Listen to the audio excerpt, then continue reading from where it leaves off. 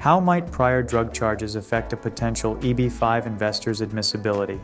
How prior drug charges will affect a person's admissibility depends on the nature of the charges, specifically whether the crime is considered one of moral turpitude, as good moral character is a key aspect of eligibility for U.S. residency. Moral turpitude is a U.S. legal concept that has no strict definition.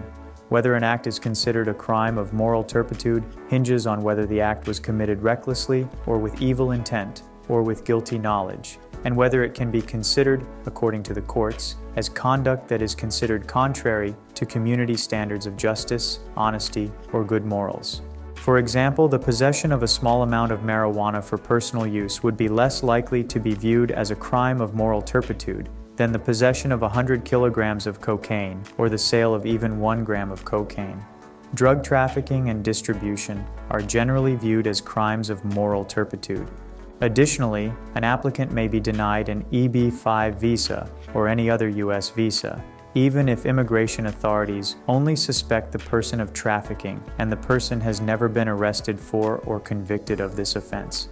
Similarly, if an applicant admits to a crime of moral turpitude without having been convicted of the crime, the person may be found inadmissible.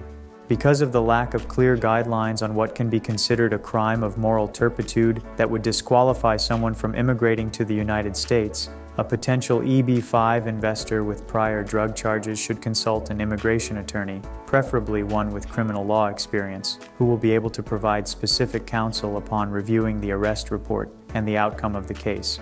Usually, case law is used as a guideline when assessing whether a crime triggers inadmissibility.